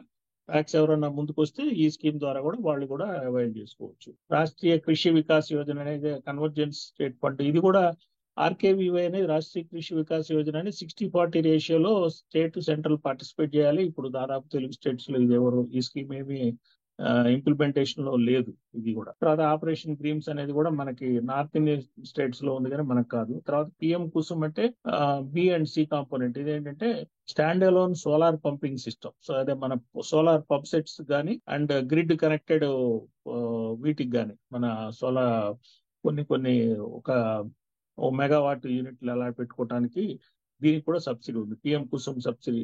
ఆ స్కీమ్ కూడా మన అగ్రి ఇన్ఫ్రాస్ట్రక్చర్ లో పెట్టుకోవచ్చు. తర్వాత లాస్ట్ గా మనం చూసుకుంటే PMEGP prime minister employment generation programme అనేది ఇది దాదాపు చాలా పాపులర్ ప్రోగ్రామ్. 10-15 ఏళ్ల నుంచి ఇంప్లిమెంటేషన్ లో ఉంది. పిఎంఆర్వై అని అంతకు ముందు అనేవాళ్ళు. ఇది కూడా ఇప్పుడు ఇండస్ట్రీకి ఎవరైనా ఏదైనా ఇండస్ట్రీ అంటే మనం ఈ టైప్ లో మనం లిస్ట్ లో ఉన్నటువంటి ఇండస్ట్రీ కనుక పెట్టుకోవాలనుకుంటే పిఎంఈజీపీలో కూడా మనం పెట్టుకోవచ్చు. ఫుడ్ ప్రాసెసింగ్ సంబంధించింది కానీ ఏదైనా ఆ స్కీమ్ లో ఫిట్ అయితే ఆ స్కీమ్ లో పెట్టుకొని ఆ సబ్సిడీ పొందొచ్చు. తర్వాత మనం ఇందాక అనుకున్నటువంటి బెనిఫిట్స్ కూడా మనం పొందొచ్చు. ఇది కన్వర్జెంట్ అంటే ఏంటనేది మనం ఇక్కడ చెప్పడం జరిగింది. కన్వర్జెన్స్ అంటే ఏం లేదు, మనం ఉన్న సబ్సిడీ బెనిఫిట్స్ వాడుకుంటూ టాప్అప్ గా మనం ఉన్నటువంటి ఈ స్కీమ్ లో ఉన్న బెనిఫిట్ అగ్రి ఇన్ఫ్రా ఫండ్ లో స్కీమ్ లో ఉన్నటువంటి బెనిఫిట్స్ పొందొచ్చు. తర్వాత ఉన్నటువంటి సబ్సిడీ స్కీములు అవైల్ చేయొచ్చు. దీన్నే మనం కన్వర్జెన్స్ అంటాం. ఇప్పుడు ఇందాక మనం అనుకున్న అగ్రికల్చర్ మార్కెటింగ్ ఇన్ఫ్రాస్ట్రక్చర్ స్కీమ్ అని ఇది నబార్డు ద్వారా ఇంప్లిమెంట్ సబ్సిడీ ఇవ్వడం జరుగుతుంది. Rate of marketing and central government department కూడా ఇన్వాల్వ్ అయ్యి ఉంటుంది. ఇది ఏంటంటే ముఖ్యంగా గోడౌన్స్ కి ఒకటి మెయిన్ గోడౌన్స్ కి, తర్వాత మార్కెటింగ్ ఆర్ ప్రాసెసింగ్ ఇన్ఫ్రాస్ట్రక్చర్ అంటారు. గోడౌన్స్ కి అయితే 5,000 మెట్రిక్ టన్ దాకా ఇండివిజువల్స్ పెట్టుకోవచ్చు. తర్వాత అదే ప్రాసెసింగ్ కి సంబంధించిన అంటే రైస్ మిల్ కానీ, దాల్ మిల్ కానీ, సీడ్ ప్రాసెసింగ్ సంబంధించింది, తర్వాత కాటన్ అయితే జిన్నింగ్ మిల్లు, ఇలాంటివన్నీ కూడా మనం పెట్టుకునే అవకాశం ఉందన్నమాట దీని ద్వారా. ఇవి మనం బ్యాంక్ ద్వారా లోన్ తీసుకుంటే ఆటోమేటిక్ గా ఎలిజిబుల్ యాక్టివిటీ ఉంటే దాన్ని మనం నబార్డ్ ద్వారా ఆన్లైన్ ద్వారానే ఒక ఎన్ష్యూర్ పోర్టల్ అనేది ఉంటుంది. ఆ పోర్టల్ ద్వారా మనం అప్లై చేయొచ్చు. దీని కండిషన్ ఏంటంటే 20% మార్జిన్ మనీ ఉండాలి కంపల్సరీగా. ఇంకోటి ఏంటంటే ఏఎఫ్ అగ్రి ఇన్ఫ్రా ఫండ్ లో 10% ఉంటే చాలు agri infra fund margin money. కానీ ఎప్పుడైతే ఈ స్కీమ్ లో మనం అవైల్ చేసుకుంటాం అనుకున్నాం, minimum 20% of the project cost should be the margin money. మన పెట్టుబడి ఉండాలి, అదే ఒకటి ముఖ్యం. ఏ స్కీమ్ కి తగ్గటువంటి మార్జిన్ మనీ నామ్స్ ఫాలో కావాలి. అంటే పిఎంఈజీపీ అనుకోండి 5-10% ఉంటుంది. PMFME prime minister formalisation of micro food enterprise అని అది కూడా 10%. అట్లా ఏ స్కీమ్ సంబంధించిన మార్జిన్ మనీ నామ్స్ ఫాలో కావాల్సింది అనమాట. అది తర్వాత ఇది నాబార్డు ద్వారా ఇంప్లిమెంట్ చేయడం జరుగుతుంది. మనం లోన్ ఇచ్చినాక ఫస్ట్ డిస్బర్స్మెంట్ అయినాక 90 days లోపు మనం కంపల్సరీగా ఈ ఆన్లైన్ లో అప్లై చేసుకుంటే ఆటోమేటిక్ గా వాళ్ళు ప్రాసెస్ చేసి మనకి 50% సబ్సిడీ ముందు ఇస్తారు, 50% ఏమో కంప్లీట్ యూనిట్ గ్రౌండ్ అయినాక 50% ఇస్తారు. అదే అనమాట. నెక్స్ట్ ముఖ్యంగా ఇందులో ఈ స్కీమ్ ద్వారా స్టోరేజ్, రెండేమో మార్కెటింగ్ ఇన్ఫ్రాస్ట్రక్చర్ అన్నాం కదా, అంటే ప్రైమరీ ప్రాసెసింగ్ సంబంధించిన యాక్టివిటీస్ కి లోన్స్ ఇస్తారు, సబ్సిడీ ఇస్తారు. తర్వాత ఇంకోటి ఏంటంటే ఎఫ్పిఓస్, ఫార్మర్స్ ప్రొడ్యూసర్ ఆర్గనైజేషన్స్ కి ఇంకా వైడ్ రేంజ్ ఆఫ్ యాక్టివిటీస్ కూడా ఇది ఇస్తున్నారు. వీళ్ళకి చాలా యాక్టివిటీస్ కి ఎఫ్పిఓస్ కి అయితే సపోర్ట్ చేస్తున్నారు అనమాట. అది ఏంటంటే ఈవెన్ సోలార్ సంబంధించినటువంటి ఎక్విప్మెంట్ కానీ, ఎలక్ట్రానిక్ వెయింగ్ మిషన్, ఎస్ఐయింగ్, computer IT equipment, godown, cold room, deep freezer, అన్ని దాదాపు వైడ్ రేంజ్ ఆఫ్ యాక్టివిటీస్ కి ఎఫ్పిఓస్ కి ఈ స్కీమ్ ద్వారా సపోర్ట్ చేస్తారు. కావాలంటే ఎఫ్పిఓస్ ఎవరన్నా ఉంటే వాళ్ళ కన్సర్న్డ్ ఆ జిల్లాలో డిడిఎం అంటారు, మన NABARD representative, there will be one NABARD representative in each district called DDM, district development manager అంటారు. ఆయన్ని సంప్రదిస్తే మీకు ఎఫ్పిఓస్ సంబంధించినది కానీ, or even agri marketing infrastructure సంబంధించిన సబ్సిడీస్ అన్ని కూడా మనకు తెలుస్తుంది. ఇందాక మనం అనుకున్నాం కొన్ని డిఐసి సంప్రదించాలి, కొన్ని హార్టికల్చర్, కొన్ని అగ్రికల్చర్ డిపార్ట్మెంట్, ఈ విధంగా రకరకాల డిపార్ట్మెంట్ లో మనం కాంటాక్ట్ చేసుకోవాలన్నమాట ఆ స్కీమ్ గురించి. ఇది మనం ఏ విధమైనటువంటి సబ్సిడీలు, ఇప్పుడు అదే గోడౌన్స్ అనుకుంటే ఒక మెట్రిక్ టన్ కి 1000 రూపాయలు సబ్సిడీ ఇస్తారు, ఒక మెట్రిక్ టన్ కెపాసిటీ, అది కెపాసిటీ వైజ్ గా ఇస్తారు అనమాట. ఆ విధంగా అదే కోల్డ్ స్టోరేజ్ కి అయితే మన ప్రాసెసింగ్ అంటే ప్రైమరీ ప్రాసెసింగ్ అంటాం, మన రైస్ మిల్ ఇలాంటివన్నీ కూడా, వాటికైతే దాదాపు 25 లక్షలు మాక్సిమం సబ్సిడీ. అదే గోడౌన్స్ కి అయితే, ఎఫ్పిఓస్ కి అయితే కొంచెం ఎక్కువ సబ్సిడీ ఉంటుంది, మిగతా వాళ్ళకైతే 50 లక్షలు సబ్సిడీ అనమాట. సో ఇది ఈ స్కీమ్ లో మాక్సిమం సబ్సిడీ ఎలిజిబిలిటీ అనమాట. ఇందులో 2 రకాలు, ఒకటి గోడౌన్స్, రెండోది నాన్ స్టోరేజ్. నాన్ స్టోరేజ్ అంటే ప్రాసెసింగ్ సంబంధించిన అనమాట. ఇప్పుడు ఈ అగ్రికల్చర్ ఇన్ఫ్రాస్ట్రక్చర్ లో సుమారుగా మనం అంటే ఒక్కొక్కటి ఎంత అవుతుంది మీరు అనుకోవచ్చు, సార్ ఎంత ఒక యూనిట్ పెట్టాలంటే ఎంత అవుతుంది అనేది మీకు రఫ్ గా ఒక ఐడియా కోసం ఏంటంటే, గోడౌన్స్ అయితే దాదాపు కోటి రూపాయలు అంటే 5000 మెట్రిక్ టన్ కెపాసిటీ, అంటే దాదాపు 10,000 square feet, 20,000 square feet, 30,000 square feet అనుకుంటే, ఈ 10,000, 20,000 అనేదేమో 1,50,000 అవుతుంది. 10,000 మెట్రిక్ టన్ అయితే దాదాపు 75 లక్షలు. తర్వాత 30,000 స్క్వేర్ ఫీట్ అయితేనేమో దాదాపు 2 కోట్లు దాకా ఖర్చు అవుతుంది అనమాట. అదే కాటన్ జిన్నింగ్ మిల్ అయితే 24 జిన్నులు, 40 జిన్నులు అని ఉంటుంది. దాదాపు అది 5 కోట్ల నుంచి 10 కోట్లు, 24 5 కోట్లు, 48 జిన్స్ అంటే ఎక్కువ, దాదాపు 10 కోట్ల దాకా కూడా అవుతుంది. సీడ్ ప్రాసెసింగ్ సంబంధించింది అయితే దాదాపు 1 to 2 crores సీడ్ ప్రాసెసింగ్, దాని కెపాసిటీని బట్టి ఉంటుంది. రైస్ మిల్స్ అనుకోండి, దానిలో కెపాసిటీని బట్టి ఉంటుంది. 2 ton per hour, 4 ton per hour normal గా ఇప్పుడు మనం పెట్టుకునే rice mills. 2 ton per hour అయితేనేమో దాదాపు 1 to 1.5 crore దాకా అవుతుంది. అదే 4 టన్ అయితే మాత్రం 2.5 to 3 crore, 2 to 2.5 crores దాకా 4 టన్ పర్ అవర్ కెపాసిటీ అవుతుంది. పార్ బాయిల్డ్ రైస్ యూనిట్ అయితే ఇంకా కొంచెం కాస్ట్ అవుతుంది అనమాట. ఈ విధంగా ఒక్కొక్క యూనిట్ కాస్ట్ ఉంటుంది. అన్ని కూడా దాదాపుగా కోట్లలోనే ఉంటుంది. అంటే ఎక్విప్మెంట్, కొన్ని చిన్న చిన్న ఎక్విప్మెంట్, కస్టమైరింగ్ ఎక్విప్మెంట్ అయితే కాస్ట్ తక్కువ ఉంటుంది, కానీ మిగతా ఇట్లా ఇన్ఫ్రాస్ట్రక్చర్ సంబంధించినవి కూడా దాదాపు కోట్ల బడ్జెట్ లోనే ఉంటుంది. ఇవి మనకి ఎగ్జాంపుల్స్, పిక్చర్స్ లాంటివి అనుకోండి. వేర్ హౌస్ మన అందరికి తెలిస్తే, వేర్ హౌస్ అంటే nothing but warehouse godowns, అంటే state warehousing corporation, central warehousing godowns ఎట్లా ఉంటాయో మనం కూడా ఇండివిజువల్ గా అదే టైప్ లో మనం గోడౌన్స్ మనం సొంత పొలంలో కట్టుకోవచ్చు, లేకపోతే లీజ్ ల్యాండ్ అయినా తీసుకొని అందులో కూడా కట్టుకోవచ్చు. కానీ లీజ్ ల్యాండ్ తీసుకుంటే మళ్ళీ బ్యాంక్స్ కొంచెం కొలెటరల్ సెక్యూరిటీ అడుగుతారు. అదే మన సొంత పొలంలో కట్టుకుంటే వేరే సెక్యూరిటీ లేకుండా ఆ సెక్యూరిటీ తోటే మనకి సరిపోతుంది అనమాట. ఇందులో బెనిఫిట్ ఏంటంటే, ఏ యాక్టివిటీ అయినా సరే, ఒకటి ఇప్పుడు మనం అనుకున్నట్టు 10 రూపాయల వడ్డీ అవన్నీ సెక్యూరిటీ లేకపోవటం అవన్నీ కాకుండా, ఇప్పుడు మనకి సబ్సిడీ వచ్చినాక సబ్సిడీ ఏం చేస్తారంటే బ్యాక్ అండ్ సబ్సిడీ అంటారు. ఇది డిపాజిట్ కింద పెడతారు బ్యాంక్ లో, అది అడ్జస్ట్ చేయరు లోన్ కి కానీ, లేకపోతే మీకు బెనిఫిషరీ కానీ ఇవ్వరు. బ్యాంకు లోనేమో అక్కడ డిపాజిట్ పెట్టి ఆ డిపాజిట్ కి వడ్డీ ఇవ్వరు. మన లోన్ కి ఎంతైతే డిపాజిట్ వచ్చిందో అంత పోర్షన్ కి లోన్ ఛార్జ్ చేయరు. అంటే దాదాపు మనకి 10% బెనిఫిట్ వచ్చినట్టే, 9% బెనిఫిట్. ఎందుకంటే దానికి లోన్ కి ఇంట్రెస్ట్ ఛార్జ్ చేయరు అనమాట, to that extent of subsidy. So అది మనకి ఎక్స్ట్రా బెనిఫిట్. సో ఇవన్నీ కలిపి క్యూములేటివ్ గా, ఫర్ ఎగ్జాంపుల్ 1 కోటి రూపాయలు తీసుకున్నాం అనుకోండి, అది కింద మనకి ఇచ్చారు ఎంత బెనిఫిట్ అవుతుంది అనేది. ఒక్కొక్క ప్రాజెక్ట్ వైజ్ గాను, ఆ స్కీమ్ వైజ్ గా మనం వచ్చే సబ్సిడీని బట్టి ఎంత బెనిఫిట్ అవుతుంది. ఒకటేమో సబ్సిడీ వస్తుంది, రెండోదేమో సబ్సిడీ మీద వచ్చే ఇంట్రెస్ట్ బెనిఫిట్ ఉంటుంది, తర్వాత అసలు మనం ఛార్జ్ చేసే దాని మీద బెనిఫిట్, ఇది 10 రూపాయల వడ్డీ మనకి బెనిఫిట్. ఇన్ని రకాల 4-5 బెనిఫిట్స్ లాగా కనిపిస్తుంది అనమాట మనకి ఇది మొత్తం. సో ఇది ఒకటి గోడౌన్స్, ఇది ఒకటి కోల్డ్ స్టోరేజ్. మనకి ఇందాక అనుకున్నాం మనం కోల్డ్ స్టోరేజ్, ఇది కోల్డ్ స్టోరేజ్ కూడా దాదాపు 5 కోట్ల నుంచి 10 కోట్ల వరకు పెట్టుబడి అవుతుంది. ఇందులో కూడా 5 లక్షల మెట్రిక్ టన్ను, 10 లక్షల 5,000 మెట్రిక్ టన్ను, 10,000 మెట్రిక్ టన్ను కూడా కెపాసిటీ అనమాట. ఇది 5 కోట్ల నుంచి 10 కోట్లు ఖర్చు అవుతుంది. పెద్ద పెద్ద అంటే మనం అందరికీ తెలిసి ఉంటుంది, మిర్చికి మన కోల్డ్ స్టోరేజ్ యూనిట్స్ గుంటూరు, తర్వాత ఎస్పెషల్లీ వరంగల్ ఆ ఏరియాలో ఇలాంటి కోల్డ్ స్టోరేజెస్ ఉన్నాయి. ఇది కూడా కోల్డ్ చైన్, ఇది కూడా ఏంటంటే సప్లైస్ కోల్డ్ చైన్ అనమాట. ఇది ట్రాన్స్పోర్టేషన్ లో ఉంటుంది. ఇది అంటే కోల్డ్ చైన్ అంటే ఇది బాగా కంప్లీట్ గా ఎప్పుడు దీన్ని కోల్డ్ చైన్ మెయింటైన్ చేయాలన్నమాట. దానికి సంబంధించినటువంటి కోల్డ్ చైన్ అంటారు దీన్ని. కోల్డ్ స్టోరేజ్ వేరు, కోల్డ్ చైన్ వేరు. ప్రైమరీ ప్రాసెసింగ్, ఇప్పుడు మనం అనుకున్నట్టుగా ప్రైమరీ ప్రాసెసింగ్ ఆఫ్ ఫ్రూట్స్ కానీ వెజిటబుల్స్, తర్వాత anything we can do, vegetables, dal అన్ని సంబంధించిన ఏదైనా సరే ప్రైమరీ ప్రాసెసింగ్ అంటే క్లీనింగ్ దగ్గర నుంచి డ్రైయింగ్, సార్టింగ్, గ్రేడింగ్, తర్వాత పీలింగ్, ఇట్లాంటిది ఏదైనా ఉంటే అది పౌడరింగ్, ఇట్లా రకరకాల యాక్టివిటీస్ అన్ని కూడా ఇంక్లూడ్ అవుతాయి. ఎస్పెషల్లీ ఎఫ్పిఓస్ కి చాలా బెనిఫిట్. కొంతమంది ఎఫ్పిఓస్ ఆల్రెడీ మొదలు పెట్టారు ఇలాంటి యూనిట్స్. హైదరాబాద్ లో కూడా కొన్ని, తెలంగాణలో కూడా ఉన్నాయి. ఇది కూడా గ్రేడింగ్, ఇది సార్టింగ్ అండ్ గ్రేడింగ్ యూనిట్ అనమాట. ఇప్పుడు రైస్ మిల్ అనుకోండి, ఒక రైస్ మిల్ లో ఇవన్నీ కూడా ఉంటాయి. మనకు తెలియకుండానే మనం ఇప్పుడు చెప్పుకునేటువంటి యాక్టివిటీస్ అన్ని రైస్ మిల్ లో ఉంటాయి. సార్టింగ్ ఉంటది, గ్రేడింగ్ ఉంటది, సపరేటర్ అంటారు, ప్యాకింగ్ ఉంటది, అన్ని ఉంటాయి అనమాట. ఒక రైస్ మిల్ అనేది ఒక ఐడియల్ ఎగ్జాంపుల్. అన్ని ఇట్ ఇంక్లూడ్స్ ఆల్ యాక్టివిటీస్. ఇది కూడా ఫ్లోర్ మిల్. ఇది కూడా మనకు చూస్తే flour mill, this is also eligible. Flour silos, ఇప్పుడు మనకి గోడౌన్స్ కాకుండా ఈ మధ్య మనం సైలోస్ అనమాట. ఇది ఏంటంటే అల్యూమినియం పెద్ద పెద్ద బిన్స్ ఉంటాయి, వాటిలో స్టోర్ చేసుకుంటారు. ఇదంతా మెకనైజ్డ్ లోడింగ్, అన్లోడింగ్ అంతా మెకనైజేషన్. కాబట్టి ఇప్పుడు లేటెస్ట్ గా ఏంటంటే లేబర్ ప్రాబ్లం వల్ల సైలోస్ కి వెళ్తున్నారు ఎక్కువ మంది. దాదాపు ఈ ఫీడ్ ఫ్యాక్టరీలు, తర్వాత రైస్ మిల్స్, ఇవన్నీ కూడా పెద్ద పెద్ద రైస్ మిల్స్ అన్ని కూడా సైలోస్ కట్టుకున్నారు. దీనికి కూడా మనకి సబ్సిడీ ఇవన్నీ కూడా ఉందన్నమాట.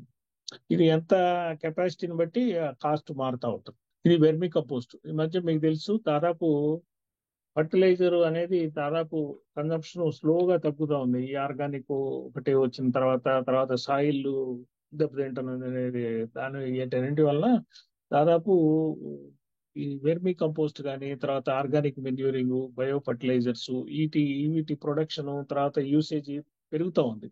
కాబట్టి ఈవెన్ ఇక్కడ హైదరాబాద్ చుట్టుపక్కల కూడా చాలా మంది పాత పౌల్ట్రీ యూనిట్స్ లో పెద్ద పెద్ద షెడ్లు కూడా తయారు చేస్తున్నారు ఈ వెర్మి కంపోస్ట్. ఇది ఎప్పుడో చాలా ఓల్డ్ టెక్నాలజీ, ఎప్పటి నుంచో జరుగుతుంది, కానీ ఇప్పుడు దానికి ఇంపార్టెన్స్ ఇప్పుడు చాలా రియలైజ్ అయ్యారు. గవర్నమెంట్ కూడా తీసుకుంటుంది మళ్ళీ తిరిగి. దీని కస్టమైరింగ్ సెంటర్స్ అంటే ఏంటంటే, కస్టమైరింగ్ సెంటర్స్ అంటే మెయిన్ గా పెద్ద పెద్ద కంబైన్ హార్వెస్టర్స్ వచ్చినాయి కదా, కంబైన్ హార్వెస్టర్స్, పెద్ద పెద్ద ట్రాక్టర్స్, ఇవన్నీ కూడా, ఈవెన్ డ్రోన్స్ కూడా మనం కస్టమైరింగ్ సెంటర్ కింద మనం ట్రీట్ చేయొచ్చు. ఇవన్నీ కూడా మనం ఎవరో ఒకళ్ళు తీసుకొని ఒక 2-3 మిషన్లు పెట్టుకోవచ్చు, లేదంటే 2-3 ట్రాక్టర్లు పెట్టుకోవచ్చు, 2-3 డ్రోన్లు పెట్టుకోవచ్చు. ఈ విధంగా కూడా మనం కస్టమైరింగ్ సెంటర్స్ ఈ స్కీమ్ కింద తీసుకోవచ్చు. ఇది హైటెక్ మిషనరీ. ఇదే మనం కంబైన్ హార్వెస్టర్ అనుకున్నాం కదా, ఇది. సరే, ఇది అన్ని కూడా మరి ప్రాసెస్ ఎట్లా, దీనికి లోన్ అవైల్ చేయడానికి ప్రాసెస్ ఏంటనేది అందరికి మనకి నార్మల్ గా డౌట్ వస్తుంది. సరే, దీనికి ప్యాక్స్ అనేది ఒక సిస్టమ్, సొసైటీస్ అనేది అది ఒక సిస్టమ్. అది state cooperative banks, NABARD involve అయి ఉంటుంది కాబట్టి అది మనకి అవసరం లేదు. కాబట్టి మనం ఏంటంటే, మనం ముందు ఏం చేయాలంటే, బ్యాంకు ముందు మెయిన్ మనం ప్రాజెక్ట్ ఐడెంటిఫై చేసుకోవాలి. మనం ఏ ప్రాజెక్ట్ పెట్టాలనుకుంటున్నాము, ఎంత అవుతుంది, దానిలో మార్జిన్ మనీ ఎంత, మన పోర్షన్ ఎంత ఉండాలి, దానికి కావాల్సిన ల్యాండ్ ఏంటి, ఇవన్నీ ముందు మనం సమకూర్చున్నాక, వీటన్నిటికంటే ముందు కూడా ఏంటంటే, మనం దానికి డిమాండ్ ఉందా లేదా, అది మెయిన్. అసలు డిమాండ్ ఫస్ట్ ఆ ఏరియాలో మనం సపోజ్ గోడౌన్స్ కట్టామనుకోండి, గోడౌన్ కడితే డిమాండ్ ఉండాలి. రైతులు వచ్చి నిలవబెట్టుకోకపోతే దానికి ఆదాయం రాదు, ఆదాయం రాకపోతే ఇన్స్టాల్మెంట్ కట్టలేము, మళ్ళీ ఇట్ విల్ బికమ్ బ్యాడ్, ఎన్పి అవుతుంది. అదంతా మనకు తెలిసిన విషయం. కాబట్టి ముందు డిమాండ్ ఉందా లేదా అని చూసుకొని, తర్వాత దానికి కావాల్సినటువంటి రిక్వైర్మెంట్, ల్యాండ్ ఇవన్నీ కూడా ఉన్నాయా లేదా, తర్వాత అది చూసుకున్నాక తర్వాత నెక్స్ట్ ఏంటంటే బ్యాంకు వాళ్ళు రెడీగా ఉన్నారా లేదా, మనకున్న బ్యాంకు డీలింగ్స్ కానీ, ఇప్పుడు అన్ని బ్యాంకులు కూడా మీ అగ్రికల్చర్ ఇన్ఫ్రాస్ట్రక్చర్ ఫండ్ కి మన లోన్స్ కి ఇవ్వడానికి మాత్రం ముందుకు వస్తున్నారు. అందులో డౌట్ పడాల్సిన పని లేదు. ఏదైనా ఒక బ్యాంకు అక్కడ మేనేజర్ బట్టి స్కీమ్ వివరాలు తెలియక ఏదైనా ఒకళ్ళ ఇది ఉంటే ఇంకొక బ్యాంకుకి వెళ్ళండి. డెఫినెట్ గా 2-3 బ్యాంకుల్లో మీరు కాంటాక్ట్ అయితే ఎవరో ఒకళ్ళు ముందుకు వస్తారు. Especially state bank of India, union bank, Canara bank, HDFC కూడా బాగా యాక్టివ్ గానే ఉంది ఈ ఫైనల్ లెండింగ్ లో. ఇది మన ఈ స్కీమ్ కింద లెండింగ్ లో they are 4 banks are active and cooperative banks కూడా ఉన్నాయి. అది ఒకటి, కోఆపరేటివ్ సెక్టర్ లో కోఆపరేటివ్ బ్యాంక్స్ కూడా ఉన్నాయి అనమాట.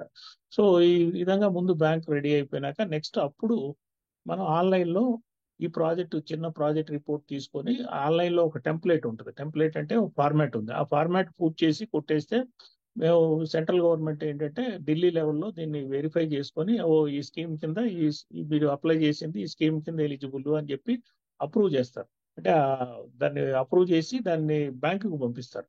బ్యాంకు పంపించినాక బ్యాంకు వాళ్ళు నార్మల్ ప్రాసెస్ ఎట్లయితే అప్లికేషన్ మనం తీసుకొని ప్రాసెస్ చేస్తారో ప్రాసెస్ చేసినాక శాంక్షన్, డిస్బర్స్మెంట్ కూడా అవన్నీ కూడా ఒక పోర్టల్ ఉంటుంది. ఆ పోర్టల్లో అప్లోడ్ చేయాలన్నమాట.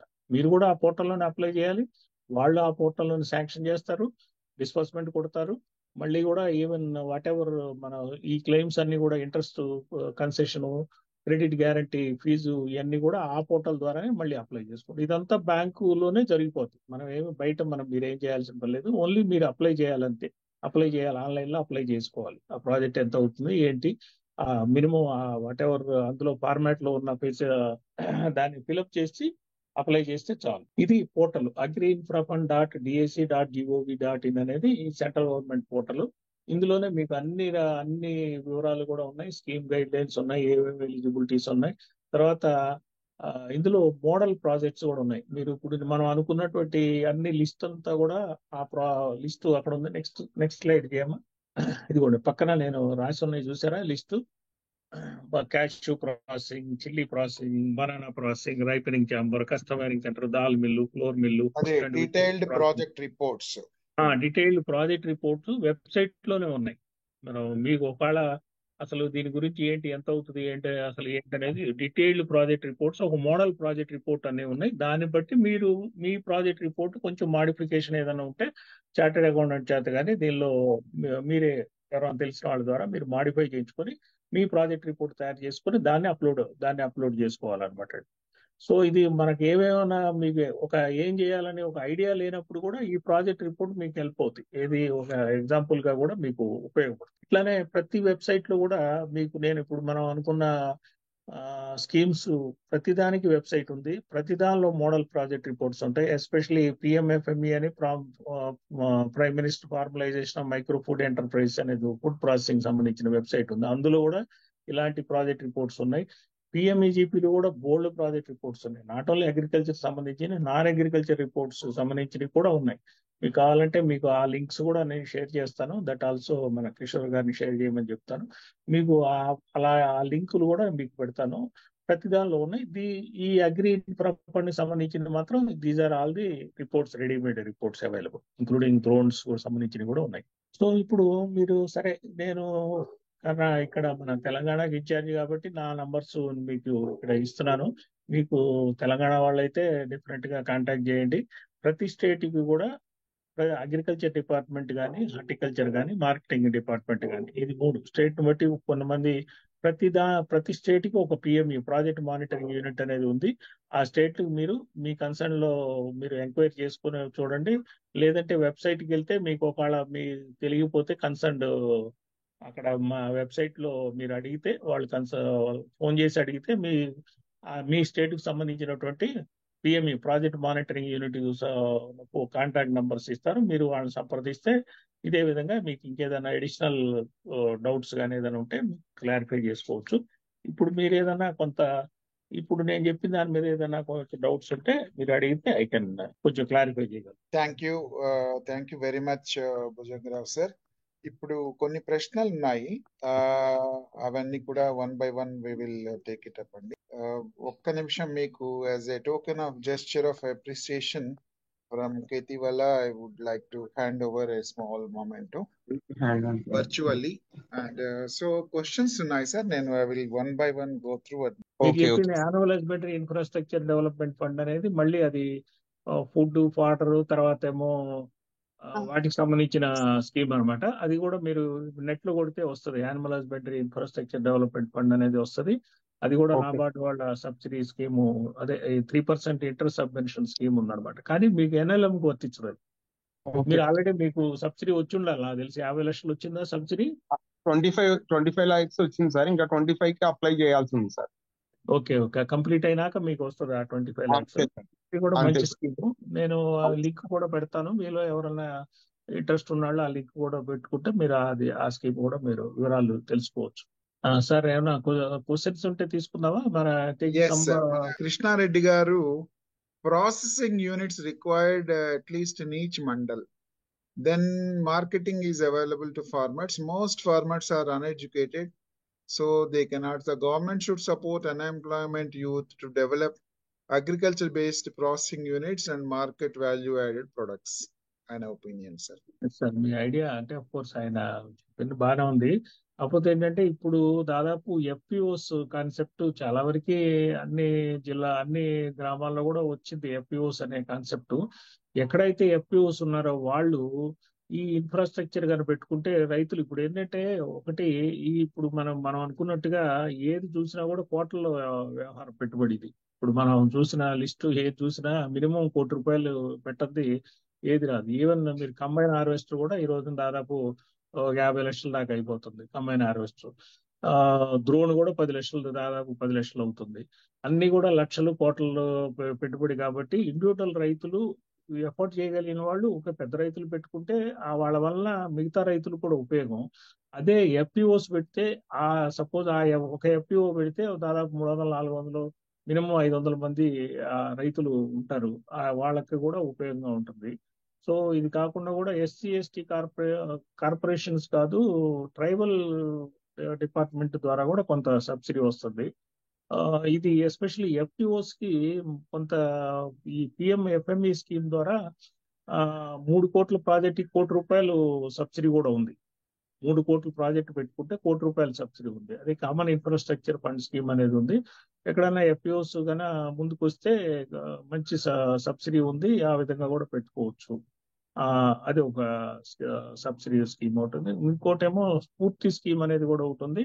దాని ద్వారా కూడా మంచి సబ్సిడీ 90% సబ్సిడీ స్కీమ్ ఉంది. అంటే అది అందరికీ రాదు, కానీ ఏదో ఒక స్టేట్ లో 2-3 యూనిట్స్ ఇస్తారు.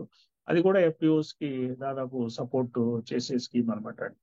ఇప్పుడు ప్రస్తుతానికి పెద్ద రైతులు లేదంటే FPOs, తర్వాత ఎవరన్నా రైస్ మిల్లర్స్ ఈ విధంగా పెట్టుకుంటే అంటే వాళ్ళు కొంత లాభం పొందినా గానీ ఆ ఫెసిలిటీ వల్ల రైతులకు బెనిఫిట్ పొందుతారు. మీరు అన్నట్టుగా అది మంచి కార్యక్రమమే, ఆ విధంగా పొందుతారు. సరే, ఇట్లాంటి డ్రోన్స్ చిన్న చిన్న కస్టమైరింగ్ ఎక్విప్మెంట్ అనుకుంటే డెఫినెట్ గా పొందుతారు. కానీ బట్ డ్రోన్స్ కి ఇంత సబ్సిడీ రాలేదు ఇంతవరకు. సెంట్రల్ గవర్నమెంట్ స్కీమ్ అనౌన్స్ చేసింది కానీ ఇంకా అది స్టేట్ లెవెల్ కి రాలేదు. మొన్న ఏదో SHG వాళ్ళందరికీ కొంతమందికి ఇచ్చారు, కానీ ఇప్పుడు ఇంకా డ్రోన్స్ కి మాత్రం సబ్సిడీ ఇండివిజువల్ లెవెల్ కానీ FPOs కానీ ఇంకా సబ్సిడీ రాలేదు. వస్తుంది దగ్గరలో. అది కూడా ఆ స్కీమ్ కూడా ఉంది. యాక్చువల్ గా డ్రోన్ స్కీమ్ సబ్సిడీ స్కీమ్ కూడా ఉంది, కానీ సెంట్రల్ గవర్నమెంట్ స్కీమ్ అది ఇంకా గైడ్ లైన్స్ రావాల్సి ఉంది. Thank you. ఇంకేమైనా ప్రశ్నలు ఉంటే మీరు క్వశ్చన్స్ రైజ్ చేయండి. తర్వాత అందులో ఫీడ్బ్యాక్ ఫామ్ కూడా ఇచ్చాము. Hello sir, good evening sir. Yeah, ఎవరు? సార్ నా పేరు శ్రీనివాసులు, మేము కర్నూలు డిస్ట్రిక్ట్ నుంచి మాట్లాడుతున్నాం sir. CBL mandal FPO sir. ఇక్కడ నుంచి Kurnool district sir, CBL mandal, Kurnool district. Okay okay sir. Sir మేము FPO స్టార్ట్ చేసినాం సార్, లేటెస్ట్ గా 5 months అవుతుంది. ఓకే. మేము మిషనరీ తీసుకోవాలనుకుంటున్నాం సార్. అంటే ఎవరి ద్వారా కాదు, మీ FPO ఎవరి ద్వారా? నబార్డా, NCDCనా, లేకపోతే ఎవరిది? SFACనా, ఎవరి ద్వారా? లేకపోతే మీరు ఓన్ గానే ఎవరు సపోర్ట్ లేకుండా మొదలు పెట్టారా? లేదు సార్, ఎవరు సపోర్ట్ లేదా మీకు? SFAC sir. SFAC. Okay. SFAC అయితే మీకు వాళ్ళ సపోర్ట్, వాళ్ళ హ్యాండ్ హోల్డింగ్, మన CBBOలు ఇవన్నీ ఉన్నాయి కదా, మీరు NGO ఉంటుంది. Yes sir.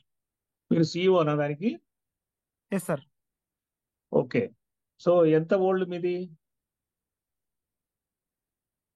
3 lakhs ఉంది సార్ గ్రాంట్ అమౌంట్. 3 lakhs. ఎంతమంది నంబర్ ఫార్మర్స్ ఎంతమంది ఉన్నారు మెంబర్స్? 150 మెంబర్స్ ఉన్నారు. 160 మెంబర్స్. కనీసం 150 300 500కి ఎదగాల మీరు.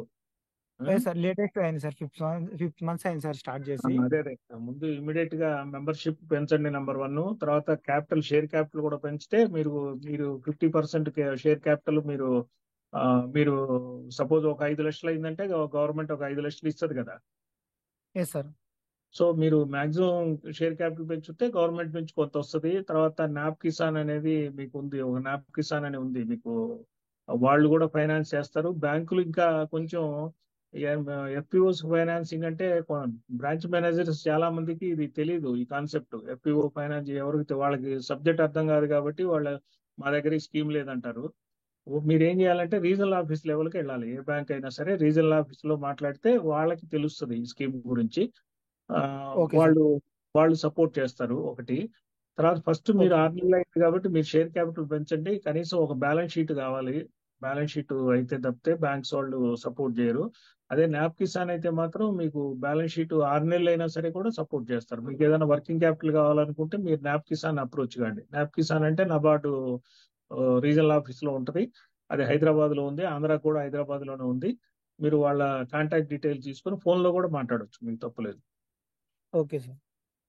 మీ DDM ని కలవండి. మీ DDM ఐడియా ఉంది కదా, డిస్ట్రిక్ట్ డెవలప్మెంట్ మేనేజర్. ఎక్కడ ఉంటారు సార్ వాళ్ళు? మీ DDM, మీ జిల్లా DDM. లేదు సార్, ఐడియా లేదు సార్ మాకు. మీ DDM అని రాసుకోండి. మీ DDM మీకు జిల్లాకి, ప్రతి జిల్లాకు ఒక DDM ఉంటాడు, ఆయన నాబార్డ్ రిప్రజెంటేటివ్ ప్రతి జిల్లాకి. అట్లానే LDM అనేది కూడా ఉంటాడు, బ్యాంకుల తరఫున LDM అని ఉంటాడు, లీడ్ డిస్ట్రిక్ట్ మేనేజర్ అని బ్యాంకుల తరఫున ఉంటాడు. తర్వాత ఏమో DDM ఏమో నాబార్డ్ తరఫున అనమాట. సో ఈ ఓకే సార్. ఇద్దరిని మీరు కలిస్తే ఇంకా మీకు బ్యాంకింగ్ సంబంధించినవి కానీ లేకపోతే ఈ నబార్డుకి సంబంధించినవి కానీ మీరు ఏదైనా డౌట్స్ ఉంటే మీరు వాళ్ళ ద్వారా మీరు క్లారిఫై చేసుకోవచ్చు. ఇంకా ముందుకు ఎట్లా వెళ్ళాలనేది కూడా మీరు చేసుకోవచ్చు. Okay sir. బ్యాంకులో ఏదైనా ఇబ్బందులు ఉన్నా కూడా వీళ్ళతో చర్చించవచ్చు. హలో చెప్పండి సార్, మహేంద్రనాథ్ సార్, అదే ఇందా మాట్లాడాను సార్, ఆంధ్రప్రదేశ్ నుంచి ఎన్టీఆర్ సార్. ఇది FPO క్రియేట్ చేయాలంటే ఎట్లా ఏంటి సార్, ఎవరిని కలవాలి సార్, మనం ఏది చేస్తే బాగుంటది అన్న కొంచెం నాకు గైడెన్స్ ఏమైనా ఇస్తారా సార్? అంటే మీ ఊర్లో ఇప్పుడు దాకా FPO లేదా?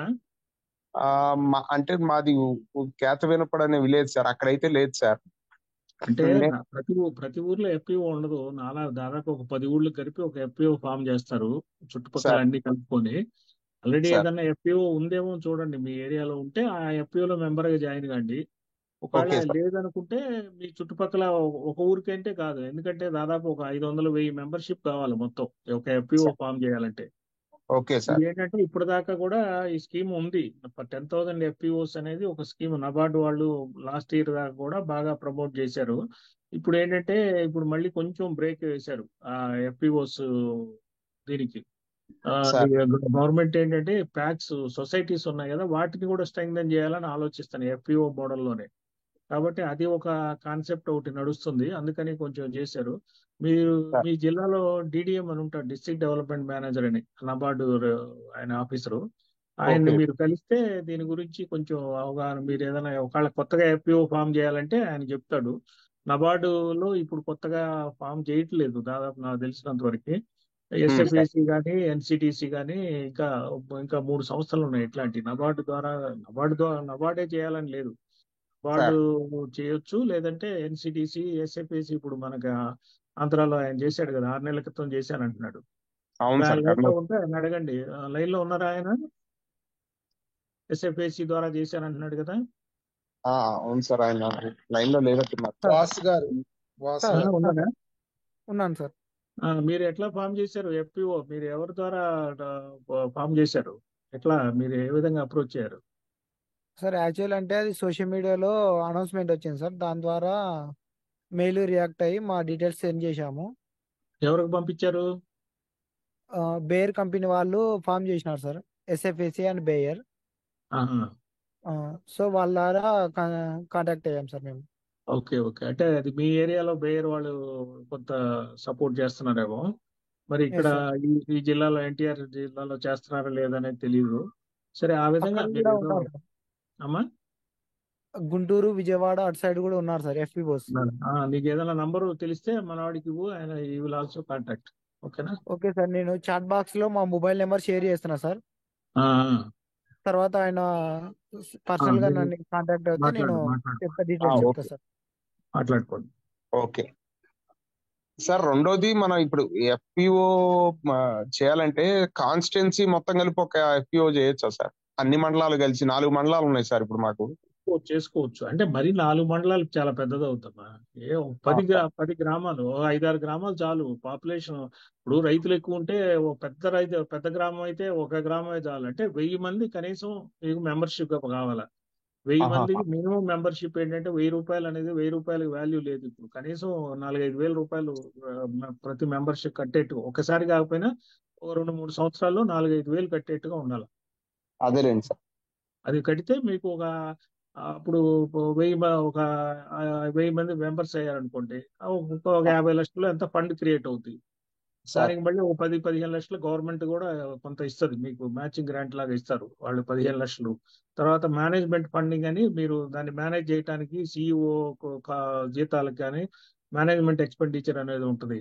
తర్వాత సిపిపిఓ అని వాళ్ళ హ్యాండ్ హోల్డింగ్ ఉంటుంది, వాళ్ళ సపోర్ట్ ఉంటుంది మీకు. ఇదన్నీ కూడా ఒక 3 ఏళ్ల పాటు మీకు సపోర్ట్ సిస్టమ్ ఉంటుంది. ఇదంతా వాళ్ళ దగ్గరుండి మీకు చేయిస్తారు.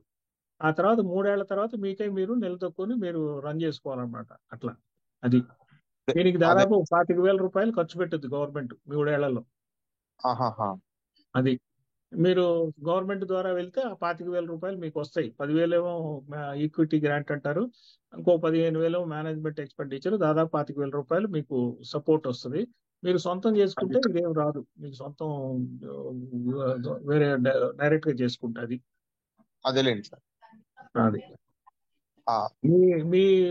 మీ అగ్రికల్చర్ డిపార్ట్మెంట్ కూడా ఉంది కదా, రైతు భరోసా సెంటర్ ఉందా మీ ఊళ్ళో? ఉంది సార్, ఉంది సార్. మరి వాళ్ళ దగ్గర ఏమి ఇన్ఫర్మేషన్ లేదా దీని గురించి? వాళ్ళేమీ గైడెన్స్ అయితే ఇవ్వలేదు సార్ ఇప్పటికైతే. మీరు అడగండి, అడుగుతాను. డిడిఎం నంబర్లు ఉంటాయి వాళ్ళ దగ్గరే.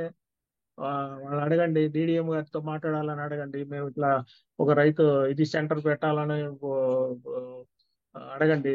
వాళ్ళు దానికి గైడ్ చేయాలి. యాక్చువల్గా రైతు భరోసా సెంటర్ లో కూడా గైడ్ చేయాలి. లేదంటే మండల లెవెల్ అగ్రికల్చర్ ఆఫీసర్ ఉంటాడు, జిల్లా అగ్రికల్చర్ ఆఫీసర్ ఉంటాడు.